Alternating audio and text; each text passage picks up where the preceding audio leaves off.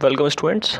Security analysis and portfolio management में आज हम बात करेंगे इस टॉपिक में रोलिंग सेटलमेंट कि रोलिंग सेटलमेंट क्या मेथड है जो असेट्स जो ट्रेड करती है उनको कंटिन्यूसली डेज़ के अंदर पर्टिकुलर डेट से लेकर आगे आने वाली डेट तक ये ओरिजिनल ट्रेड करता है।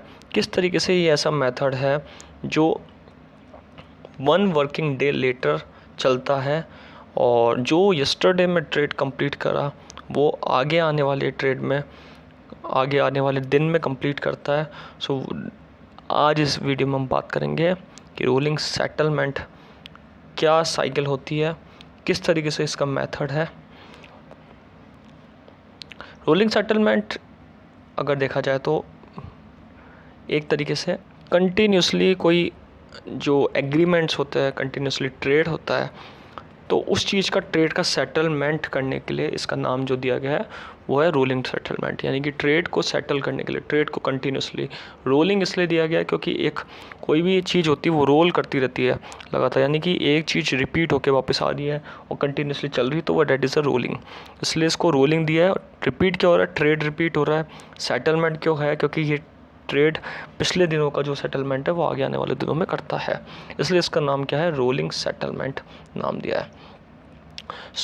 ये क्या करता है? ऑब्लिगेशंस जो डे की है, बाय एंड सेल की ऑब्लिगेशंस, उनको पूरा करता है। ये buying and sell of securities की जो ऑब्लिगेशंस है उनको ये पूरा करने का काम करता है। In a rolling settlement trades executed during the day are settled based on the net obligation for the day. ये नेट ऑब्लिगेशन यानी कि जो भी दिन की बाइंग एंड सेलिंग है ट्रेड की, उसको ये पूरा करने का काम करता है।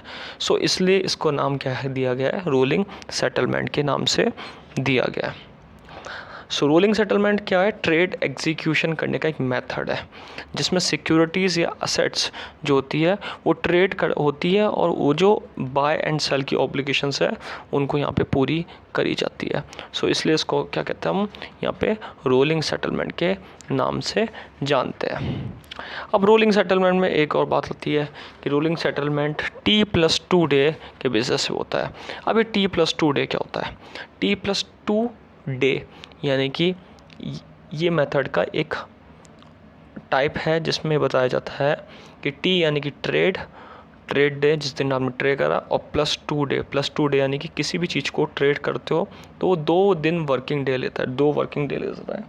उन 2 वर्किंग डे को लेने के बाद यहाँ पे वो चीज़ आगे सेटल करता है। जैसे फॉर एग्जांपल ट्रेड एग्जीक्यूट करा मंडे को, तो टिपिकली ट्रेड जो होगा वो सेटल्ड होगा वेडनेसडे को। इसलिए इसके लिए 2 वर्किंग डेज यहाँ पे लगते हैं। जैसे कि फ़ंड का पे इन और फंड पे आउट, जब सिक्योरिटीज़ का सेटलमेंट करते हैं, जब फ़ंड को पे करते हैं और फंड को पे आउट करते हैं, तो उसमें सारी चीज़ें देखते हैं। पहले ट्रेड करते हैं, फिर उसके लिए 2 दिन वर्किंग डेज लगते हैं।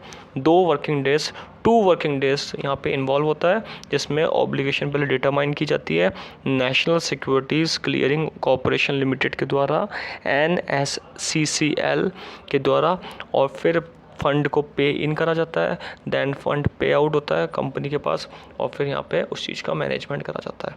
तो ये सारी चीज़ें रोलिंग सेटलमेंट में आती है।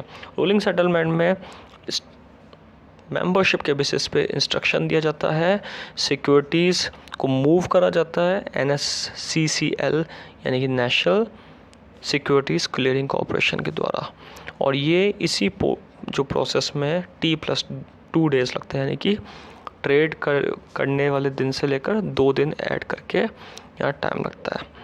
तो इसमें सबसे पहले होता है clearing, then settlement and then post settlement. Trade का स्टार्ट T से होता है, देन T+1 डे लगता है, फिर T+2 डे तक यहाँ पे जाता है। तो सेटलमेंट नॉर्मली अगर देखा जाए तो T+2 डे तक ही यहाँ फंड्स जो होते हैं सेटलमेंट होता है। फॉर एग्ज़ाम्पल, जैसे कि आपने म्यूचुअल फंड्स में किसी फंड इन्वेस्टर को यहाँ पे आपने अमाउंट के लिए पे करा, 2 फंड का पे इन हो गया। फंड यहाँ पे फंड जो होते हैं सिक्योरिटीज़ के लिए पे इन यानी कि उनके पास चले गई।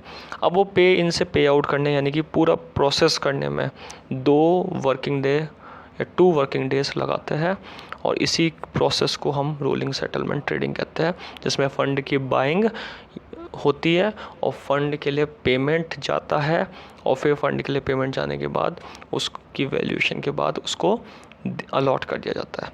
So that is a rolling trade settlement. लेकिन आगे आने वाली वीडियो में हम इसके बारे में, इसके प्रोसेस में बताएंगे और डिटेल में इसकी बात करेंगे।